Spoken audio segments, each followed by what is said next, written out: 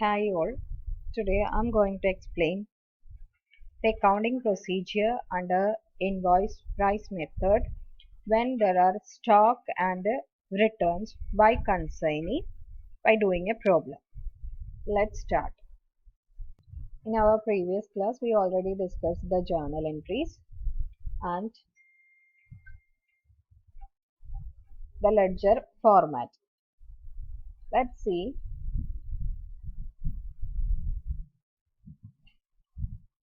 a problem.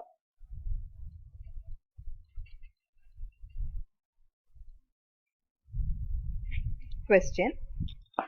On 1st October 2020, David and Company of Chennai consigned to John and Company of Cochin goods costing rupees 40,000 at a pro forma invoice price of 25% above cost. On the same date, David and Company paid expenses of 6,000. On 10th October, John and Company took delivery and paid rupees 1,200 as landing charges.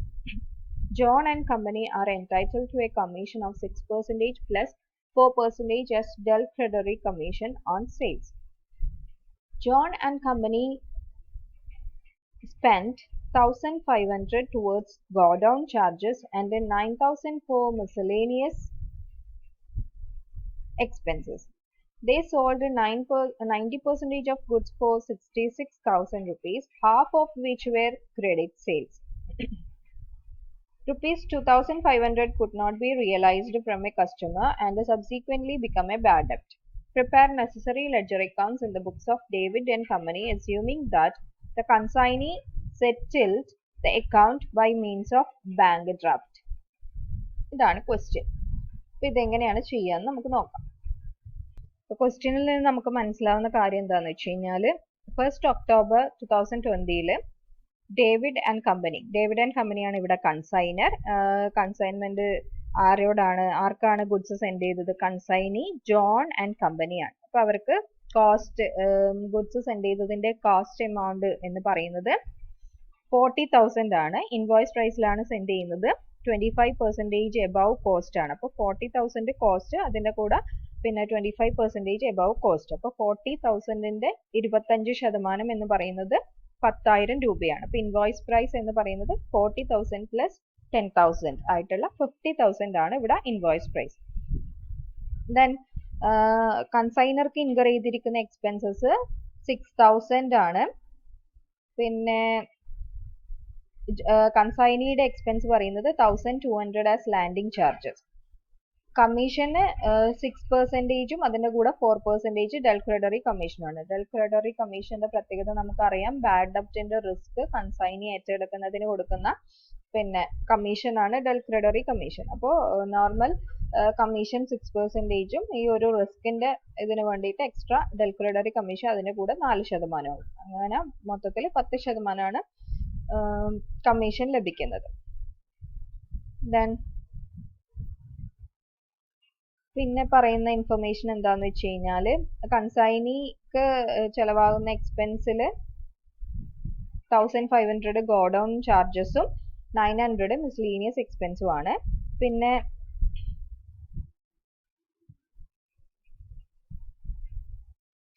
അതിൽ പിന്നെ 90% ഗുഡ്സും sale ചെയ്യുന്നുണ്ട് at ₹466,000. അതിൽ 50% credit സെയിലാണ്. 2,500 രൂപ bad ഡെപ്റ്റ് ആവുന്നു, customer പേ ചെയ്യുന്നില്ല. അപ്പോൾ ഇത് വെച്ചിട്ട് നമ്മളോട് ഡേവിഡിന്റെ ബുക്കിൽ പ്രിപ്പയർ ചെയ്യുന്ന ലെഡ്ജർ അക്കൗണ്ട്സ് പ്രിപ്പയർ ചെയ്യാനാണ് പറയുന്നത്. പിന്നെ കൺസൈനി അക്കൗണ്ട്സ് സെറ്റിൽ ചെയ്യുന്നത് ബാങ്ക് ഡ്രാഫ്റ്റിലൂടെയാണ്. ബാങ്ക് അക്കൗണ്ട് വരുന്ന വിധത്തിൽ ചെയ്യാനാണ് അത് ഉദ്ദേശിക്കുന്നത്. അപ്പോൾ ഇത്രയുമാണ് ക്വസ്റ്റ്യൻ. ഇതിന്റെ വർക്ക്ഔട്ട് ചെയ്യുന്നത് എങ്ങനെയാണെന്ന് നമുക്ക് നോക്കാം. നമ്മൾ ആദ്യമേ ഇൻവോയ്സ് പ്രൈസ് കണ്ടുപിടിച്ച് വെച്ചിട്ടുണ്ട്. അപ്പോൾ in the books of David and company consignment account ആണ് നമ്മൾ ആദ്യം വരക്കുന്നത്.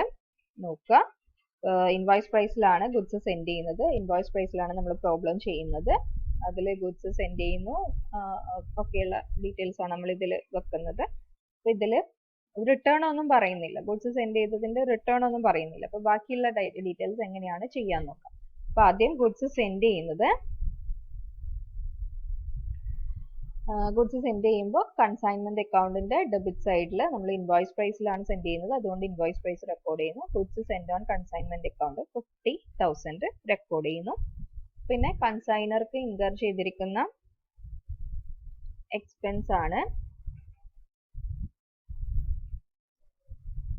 കൺസൈനർക്ക് ഇൻകർ ചെയ്തിരിക്കുന്ന എക്സ്പെൻസസ് ടു ക്യാഷ് എന്ന് പറഞ്ഞ് നമ്മൾ റെക്കോർഡ് ചെയ്യും. 6,000 ആണ് എക്സ്പെൻസ്, അത് സെപ്പറേറ്റ് ക്വസ്റ്റ്യനിൽ തന്നിട്ടുണ്ട്. പിന്നെ കൺസൈനിയുടെ എക്സ്പെൻസ് ആണ് ടു കൺസൈനി എന്ന് പറഞ്ഞ, കൺസൈനി ഇവിടെ ജോൺ ആൻഡ് സൺ ആണ്, ജോൺ ആൻഡ് കമ്പനി ആണ്. അപ്പൊ അതുകൊണ്ട് തന്നെ ജോൺ എന്ന് പറഞ്ഞിട്ട് നമ്മൾ എന്ത് ചെയ്യുന്നു, കൺസൈനിയുടെ എക്സ്പെൻസ് റെക്കോർഡ് ചെയ്യുന്നു. ഇപ്പൊ കൺസൈനിക്ക് മൊത്തം ഇൻകർ ചെയ്തിരിക്കുന്ന എക്സ്പെൻസസ് 1,200 ലാൻഡിംഗ് ചാർജസും, പിന്നെ വരുന്നത് 1,500 ഗോഡൌൺ റെന്റ്, പിന്നെ 900 മിസ്ലീനിയസ് എക്സ്പെൻസ്. അങ്ങനെയാണ് 3,600 വന്നത്.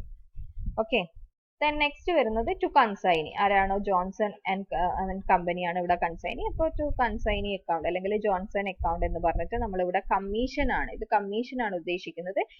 ഇപ്പോൾ കമ്മീഷൻ എങ്ങനെയാണ് ഫിക്സ് ചെയ്തിരിക്കുന്നത്, 6% plus 4% del credere commission on sales. സെയിൽസിന്റെ മേലെയാണ് ഡെൽ ക്രെഡറി കമ്മീഷൻ. അപ്പോൾ ക്വസ്റ്റ്യൻ വായിച്ചു കഴിഞ്ഞാൽ നമുക്ക് മനസ്സിലാക്കാൻ വേണ്ടി പറ്റും ഈ ഒരു sentences. They sold 90% of goods for ₹66,000 എന്ന് പറഞ്ഞിട്ട് കാണിക്കുന്നുണ്ട്. അപ്പൊ അതിൽ ക്യാഷും ക്രെഡിറ്റും ഉണ്ട്. 50% ക്രെഡിറ്റ് ആണെന്ന് പറയുന്നുണ്ട്. അപ്പോൾ അത് 66,000 നമ്മൾ സെയിൽ നടക്കുമ്പോൾ ബൈ കൺസൈനി ആണല്ലോ സെയിൽ ചെയ്യുന്നത്. അപ്പൊ അതുകൊണ്ട് തന്നെ കൺസൈനി എന്നുള്ള രൂപത്തിൽ ഗ്രോസ് സെയിൽസ് പ്രൊസീഡ്സ് നമ്മൾ ഇവിടെ എഴുതും. അത് എത്രയാണ്, 66,000 ആണ്. അപ്പൊ ഈ 66,000ന്റെ മേലെയാണ് നമ്മൾ കമ്മീഷൻ കൊടുക്കുന്നത്. എങ്ങനെയാണ് കമ്മീഷൻ റെക്കോർഡ് ചെയ്യുന്നത് എന്ന് വെച്ച് കഴിഞ്ഞാൽ, കമ്മീഷന്റെ വർക്കിംഗ് നോട്ട് വരിക 6% ഓൺ 66,000 4% ഓൺ 66,000. അപ്പോൾ ഇനി അങ്ങനെ അല്ല എന്നുണ്ടെങ്കിൽ 10% ഓൺ സെയിൽസ് 66,000 നോക്കിയാലും മതി. അപ്പോൾ എത്രയാണ് കമ്മീഷൻ, 6,600 കിട്ടും നമുക്ക്.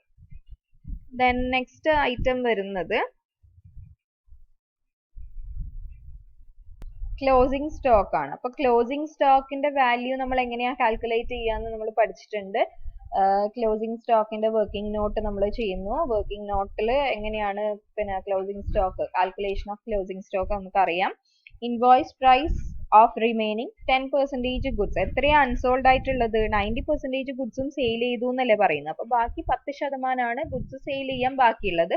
അപ്പൊ അതിന്റെ കോസ്റ്റ് പ്രൈസ് എന്ന് പറയുന്ന അതിന്റെ ഇൻവോയ്സ് പ്രൈസ് എന്ന് പറയുന്നത് 50,000 ആയിരുന്നില്ലേ നമ്മുടെ മൊത്തത്തിലുള്ള ഇൻവോയ്സ് പ്രൈസ്, അതിന്റെ 10% എന്ന് പറയുന്നത് 5,000 രൂപയാണ്. അതിന്റെ കൂടെ പിന്നെ കൺസൈനറുടെ പ്രൊപ്പോർഷനേറ്റ് എക്സ്പെൻസസ്, കൺസൈനറുടെ എക്സ്പെൻസ് എന്ന് പറയുന്നത് 6,000 ആണ്. 6,000ന്റെ 10% 600 വരും. പിന്നെ കൺസൈനിന്റെ നോൺ റെക്കറിംഗ് എക്സ്പെൻസസിന്റെ പ്രൊപ്പോർഷനേറ്റ് അത് എത്രയാണ്, കൺസൈനിന്റെ നോൺ റെക്കറിംഗ് എക്സ്പെൻസ് എന്ന് പറയുന്നത് ലാൻഡിംഗ് ചാർജസ് മാത്രമാണ്, ഗോഡൌൺ റെന്റും മിസ്ലേനിയസ് എക്സ്പെൻസും ഇതിൽ വരുന്നില്ല. അപ്പോൾ 1,200ന്റെ 10% നമ്മൾ എന്ത് ചെയ്യുന്നു, നോൺ റെക്കറിംഗ് എക്സ്പെൻസ് ആയിട്ടുള്ള കൺസൈനിന്റെ എക്സ്പെൻസ് ഈ വാലുവേഷൻ ഓഫ് സ്റ്റോക്കിന് വേണ്ടി ആഡ് ചെയ്യുന്നു. അപ്പൊ അങ്ങനെ ആഡ് ചെയ്യുമ്പോൾ നമുക്ക് പിന്നെ വാല്യൂ എത്ര കിട്ടും, അതായത് 5,000 പ്ലസ് 600 പ്ലസ് 120 5,720 കിട്ടും. ഇതാണ് വാല്യൂ ഓഫ് ക്ലോസിംഗ് സ്റ്റോക്ക് എന്ന് പറയുന്നത്. വർക്കിംഗ് നോട്ടിൽ നമ്മൾ കണ്ടുപിടിച്ചിരിക്കുന്ന സ്റ്റോക്കിന്റെ ക്ലോസിംഗ് സ്റ്റോക്കിന്റെ വാല്യൂ നമ്മൾ കൺസൈൻമെന്റ് അക്കൗണ്ടിന്റെ ക്രെഡിറ്റ് സൈഡിൽ റെക്കോർഡ് ചെയ്യുന്നു 5,720.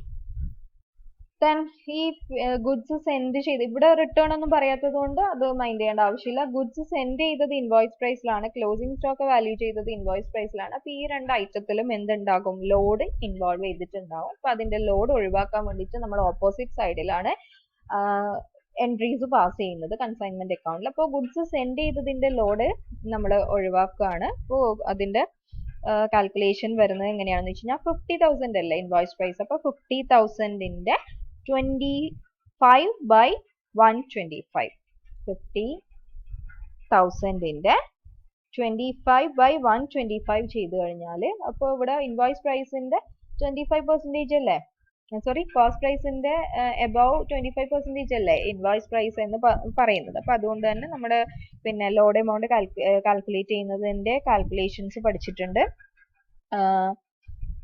അതുകൊണ്ട് തന്നെ നമ്മളത് ലോഡ് എമൗണ്ട് ഒഴിവാക്കാൻ വേണ്ടിയിട്ട് 50,000 ഇൻറ്റു 25/125 ചെയ്ത് കഴിഞ്ഞാൽ നമുക്ക് 10,000 കിട്ടും. അതാണ് goods send ചെയ്തതിലുള്ള load amount.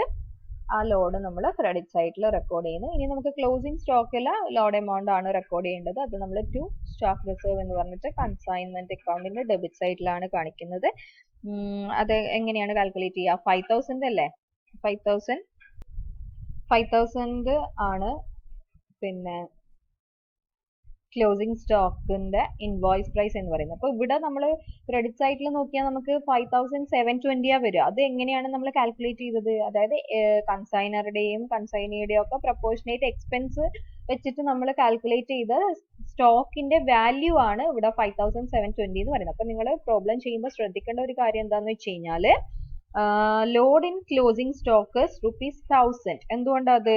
because only the goods have load. ഗുഡ്സിന് മാത്രമേ ലോഡ് എമൗണ്ട് ഉണ്ടാവുള്ളൂ, പ്രോഫിറ്റ് ആഡ് ചെയ്യപ്പെട്ടിട്ടുണ്ടാവുള്ളൂ. അതായത് ഇവിടെ എക്സ്പെൻസസ് കൂടി ആഡ് ചെയ്ത വാല്യൂ ആണ് നമ്മൾ ക്രെഡിറ്റ് സൈഡിൽ കാണിച്ചിരിക്കുന്നത്. അപ്പൊ അതുകൊണ്ട് ശ്രദ്ധിക്കണം, ഗുഡ്സിന്റെ മേലെ മാത്രമേ ലോഡ് ഉണ്ടാവുകയുള്ളൂ, എക്സ്പെൻസസിന്റെ മേലെ ഉണ്ടാവില്ല.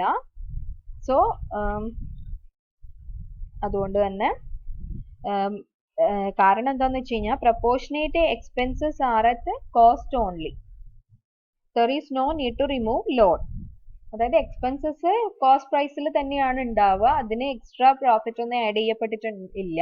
അതുകൊണ്ടാണ് നമ്മൾ ഗുഡ്സിന്റെ കോസ്റ്റ് പ്രൈസ് നമ്മൾ കാൽക്കുലേഷനിൽ എടുക്കുന്നില്ലേ, ഫസ്റ്റ് എടുക്കുന്ന വാല്യൂ ഇല്ലേ, invoice price of remaining 10% goods എന്ന് പറഞ്ഞാൽ നമ്മൾ വർക്കിംഗ് നോട്ടിൽ നേരത്തെ കണ്ട ആ 5,000ന്റെ മേലെയാണ് നമ്മൾ എന്ത് ചെയ്യേണ്ടത്, പിന്നെ ക്ലോസിംഗ് സ്റ്റോക്കിന്റെ ലോഡ് കണ്ടുപിടിക്കേണ്ടത്. കാരണം എന്തുകൊണ്ടാണ്? ഈ എക്സ്പെൻസസിലൊന്നും ലോഡ് ഉണ്ടാവില്ല, കൺസൈനറുടെയും കൺസൈനിയുടെ എക്സ്പെൻസസിലൊന്നും ലോഡ് എമൗണ്ട് ഇൻവോൾവ് ചെയ്യുന്നില്ല, അത് കോസ്റ്റ് പ്രൈസിലായിരിക്കും ഉണ്ടാവുക. അതുകൊണ്ടാണ് നമ്മൾ ഈ 5,720ന്റെ മേലെ ലോഡ് എമൗണ്ട് കാണാത്തത്. അപ്പൊ ഇവിടെ invoice price of remaining stock എത്രയാണോ അതിന്റെ മേലെയാണ് നമ്മൾ ലോഡ് എമൗണ്ട് കണ്ടുപിടിച്ചിട്ട് കൺസൈൻമെന്റിന്റെ ഡെബിറ്റ് സൈഡിൽ സ്റ്റോക്ക് റിസർവ് എന്ന് പറഞ്ഞ് എഴുതേണ്ടത്. അതായത് ഇവിടെ വർക്കിംഗ് നോട്ടിൽ വരും സ്റ്റോക്ക് റിസർവ് എന്ന് പറയുന്നത് ഏതിന്റെ മേലെയാണ് കാൽക്കുലേറ്റ് ചെയ്യുന്നത്? 5,000ന്റെ മേലെ. 5,000 ഇൻറ്റു 25/125 അതാണ് കാൽക്കുലേറ്റ് ചെയ്യേണ്ട വാല്യൂ. അപ്പൊ അത് കാൽക്കുലേറ്റ് ചെയ്ത് കഴിഞ്ഞാൽ നമുക്ക് 1000 കിട്ടും. ഇതാണ് സ്റ്റോക്ക് റിസർവ്, അതായത് ക്ലോസിംഗ് സ്റ്റോക്കിൽ ഇൻവോൾവ് ചെയ്തിരിക്കുന്ന സ്റ്റോക്കിന്റെ ലോഡ് എമൗണ്ട് എന്ന് പറയുന്നത്. അപ്പൊ ഇത് ബാലൻസ് ചെയ്ത് കഴിഞ്ഞാൽ നമുക്ക് കിട്ടുന്ന എമൗണ്ട് ആണ് 14,520 എന്ന് പറയുന്നത്. ഓക്കെ, ഇതാണ് പ്രോഫിറ്റ് ആണ്, ബാലൻസിങ് ഫിഗർ ആണ് 14,520. അപ്പൊ ഈ സ്റ്റോക്ക് റിസർവ് കാൽക്കുലേറ്റ് ചെയ്യുന്നത് ശ്രദ്ധിക്കണം, 5,720ന്റെ മേലെ കാണാൻ വേണ്ടി പാടില്ല. അതിന്റെ റീസൺ പറഞ്ഞു, അത് വർക്കിംഗ് നോട്ടിൽ മെൻഷൻ ചെയ്യുകയും വേണം. നെക്സ്റ്റ് വരുന്ന അക്കൗണ്ട് ആണ് goods send on consignment account. Goods send on consignment account നമ്മൾ റെക്കോർഡ് ചെയ്യുന്നത് ഗുഡ്സ് സെൻഡ് ചെയ്യുമ്പോൾ ബൈ കൺസൈൻമെന്റ് എന്ന് പറഞ്ഞിട്ട് 50,000 റെക്കോർഡ് ചെയ്യും. അതിലെ ലോഡ് എമൗണ്ട് ഒഴിവാക്കാൻ വേണ്ടിയിട്ട് അത് ഡെബിറ്റ് ലോഡ് എമൗണ്ട് നമ്മൾ ടു കൺസൈൻമെന്റ് അക്കൗണ്ട് എന്ന് പറഞ്ഞിട്ട് 10,000 കാണിക്കുന്നു. ഇത് ബാലൻസ് ചെയ്ത് കഴിഞ്ഞാൽ ബാക്കി നമ്മൾ ട്രേഡിംഗ് അക്കൗണ്ടിലേക്ക് പോകുന്ന ഐറ്റം ആണ്. ഇപ്പോൾ 40,000 goods send on consignment account. Then next എന്ന് പറയുന്നത് കൺസൈനി അക്കൗണ്ട് ആണ്. കൺസൈനി അക്കൗണ്ടിൽ കൺസൈനർ സെയിൽ ചെയ്യുന്ന സെയിൽസ് പ്രൊസീഡ്സ് എന്ന് പറയുന്നത് 66,000 ആണ്. അതുപോലെ കൺസൈനിക്ക് ഇൻകർ ചെയ്തിരിക്കുന്ന എക്സ്പെൻസസ് 3,600 ആണ്. മൊത്തത്തിലുള്ള എക്സ്പെൻസസ് 3,600 ആണ്.